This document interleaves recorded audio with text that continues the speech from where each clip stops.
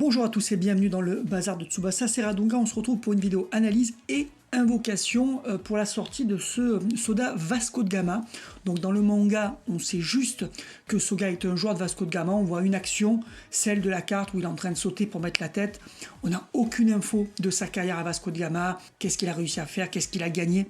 Voilà, c'est très mystérieux. Donc là, Club est dans l'invention, mais moi j'aime beaucoup quand ils font ça, qu'ils exploitent la moindre page, comme le Diaz Boca Junior. Voilà, c'est très bien, il faut continuer à sortir ce type de perso et après il faut essayer d'être logique par rapport au perso dans le manga. Alors là on va voir que c'est pas du tout le cas, ils ont fait un Soga beaucoup trop fort de ce qu'on sait. On n'a jamais entendu que c'était un monstre défensif.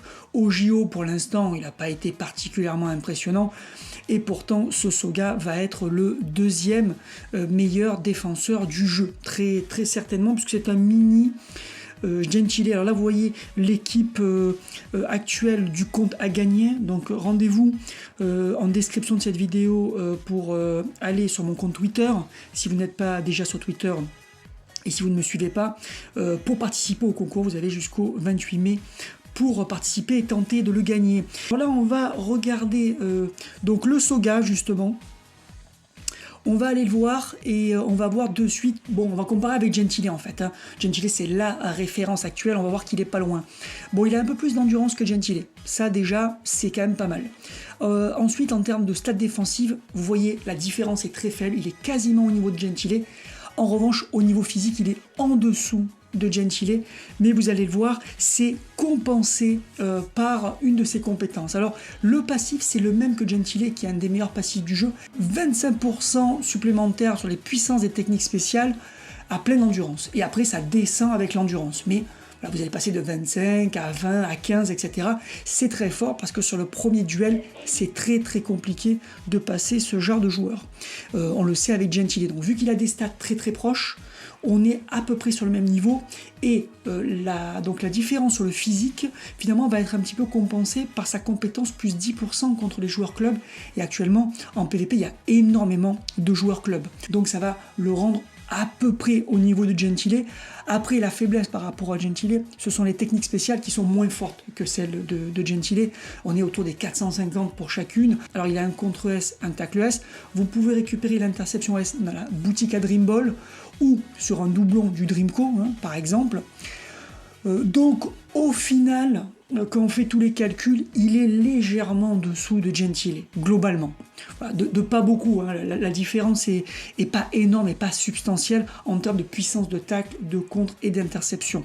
Là où il est en dessous quand même globalement de Gentile, c'est qu'il n'a pas l'interception automatique, et ça c'est énorme comme différence, surtout que Gentile a 80%, donc ça se déclenche quasiment à tous les coups.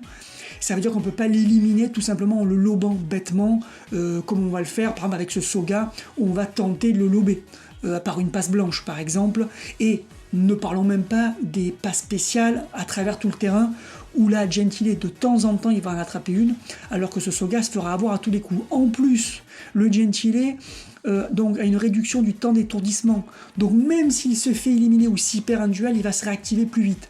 Ça le rend vraiment monstrueux et c'est pour ça que c'est le meilleur défenseur.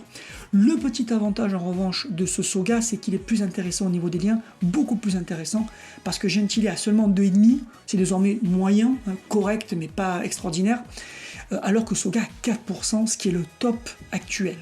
Donc si en plus il peut vous faire gagner 1 ou 1,5% de liens dans votre équipe, ben c'est assez fort, surtout que ces liens sont pas particulièrement compliqués à activer, il n'y a rien de farfelu, donc très facile à activer, donc c'est vraiment le numéro 2 actuellement dans le jeu en tant que défenseur. En plus, c'est pas tout, c'est qu'en plus il est très bon sur ballon haut, donc si vous vous retrouvez au duel sur ballon haut, que vous devez contrer un tir, il va être plus fort que Gentile. Alors là, pour le coup, beaucoup plus fort que Gentile pour contrer des joueurs sur ballon haut, sachant qu'on sait qu'aujourd'hui, la plupart des buts sont faits sur des actions aériennes et principalement sur ballon haut. Donc avoir un très gros défenseur Vert, c'est plutôt une bonne couleur actuellement, vu les joueurs utilisés en PvP, même s'il y a bon, un Natureza par exemple, un Natureza de Super Dreamfest. Mais voilà, avec le très bon sur ballon haut, ça va compenser. Donc c'est véritablement un monstre, hein, ce Soga, et ça va faire comme Gentile, c'est-à-dire qu'il va rester très longtemps un très bon défenseur. Je pense que même avec ce qui va se passer à l'anniversaire japonais, qui va faire vraiment évoluer le jeu, il est tellement fort qu'il restera fort au-delà de l'anniversaire japonais. Alors après, ce sera peut-être plus le numéro 2, peut-être qu'il va perdre quelques places au classement. Allez, c'est parti pour les invocations, on va faire les 5 paliers au max, ça va dépendre de ce qu'on va avoir. On arrête si on a Soga, évidemment, c'est le seul qui nous intéresse. Après, on a dessus le Rival vert qui est bien pour des events, ou pour aller avec le Tsubasa, si on n'a pas mieux, mais bon, il est déjà sur le compte, le Rival. Bon là, ça part pas mal, là, chance, des corbacs. Ça, c'est pas terrible. Il y a le Kals vert qui est dépassé, mais qui peut dépanner quand même en PvE, parce qu'il peut jouer sous la pluie et qui va booster les Schneider verts. Donc, moi, je sais que sur mon compte, pour le PvE, je m'en sers assez régulièrement. C'est un junior, donc ça sert sur les events juniors. Bon, là, on va rien avoir. Et puis, vous avez le meilleur des trois en dehors de Soga, c'est le Achilleus vert, qui est sorti il n'y a pas très très longtemps, et qui peut dépanner dans une équipe PVP qui débute, mais surtout qui est très utile dans plein d'events. C'est un des joueurs d'events les plus intéressants en fait. Hein. Donc c'est un joueur à avoir dans sa box, le Achilleus vert, sans aucun doute. Allez, mais nous on veut le Soga. Après le reste c'est du bonus. Donc il y a 44% de chance d'avoir Soga si on fait les 5 paliers. Vous avez donc les taux qui varient à chaque fois, mais c'est 44% sur la totalité, presque une chance sur 2. Donc quand même ça se tente pour un joueur aussi fort. Hein. Après bon, l'anniversaire arrive, donc voilà, c'est oula 2 SSR. Allez, on veut juste le Soga dans les deux, pour que la personne qui va remporter ce compte ait un très gros défenseur, avec Gentile les 2 meilleurs défenseurs du jeu. Ça serait cool quand même. Alors lui, bon voilà, je vous l'ai dit, un bon joueur PvE, mais c'est pas ce qu'on veut. Allez. Évidemment, évidemment. Alors je pensais qu'il y avait déjà le Rival vert là sur le compte. Je suis étonné. Je pensais qu'il y était. Faudra aller vérifier.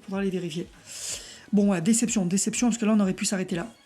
Donc voilà, donc 44% à la totalité. Sur le dernier palier, vous avez 25% de chance d'avoir sur la première carte le Soga. Et après, il a un taux classique pour les 9 autres cartes. Donc il a plus de 25% sur le dernier palier, un peu plus. Hein. Mais il a des taux augmentés à certains paliers, comme là au 3e palier. Donc on a une chance de l'avoir. Après, bon, il faut penser aussi que le PvE, c'est quand même un peu important sur le jeu. Il faut avoir quand même quelques persos pour faire les events d'évolution de potentiel. Hein. Sinon, on s'en sort pas. Donc là... Oh là là. Ah oui, non, là, ce compte n'est pas particulièrement verni. Par rapport au compte que j'ai moi, qui a fait des miracles. C'est fou la différence qu'il peut avoir d'un compte à l'autre. C'est assez fou. Alors là, c'est le 4e palier. Donc là, il n'y a rien de garanti, à part il y a un petit bonus de ballons offerts. Ça fait toujours des ballons, mais il y a beaucoup de ballons sur le compte. Bon, a priori, on va rien avoir. Bon, là, pour l'instant, c'est pas terrible. Surtout le doublon du Rival. Allez, pas de miracle apparemment. Dites-moi vous dans les commentaires si vous avez pris le risque. C'est un pari hein, de partir sur un bataille comme ça à 15 jours de l'anniversaire. Ça va débuter début juin l'anniversaire.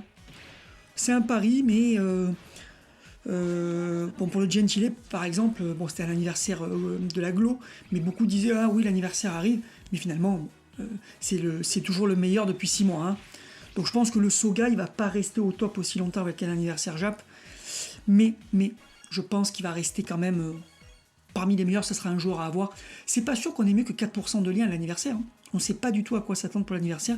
Dites-moi dans les commentaires si vous avez des théories sur l'anniversaire. Parce que ouais, c'est compliqué de savoir est-ce qu'on va passer à 25% de compétences d'équipe et quelles seront les conditions. Est-ce qu'elles vont changer? Est-ce qu'il y aura d'autres conditions?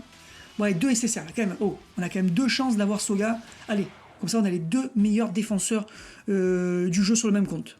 Et le Soga. Et ben voilà, très content pour le futur possesseur de ce compte. Mission accomplie, c'était un risque. Et cette saloperie de Rival qui nous poursuit. Donc voilà, on va aller voir de suite le compte. Donc ça c'est quand même une très bonne nouvelle pour le compte. Là, il y a vraiment une défense de fer. Très compliqué de passer la défense de cette équipe.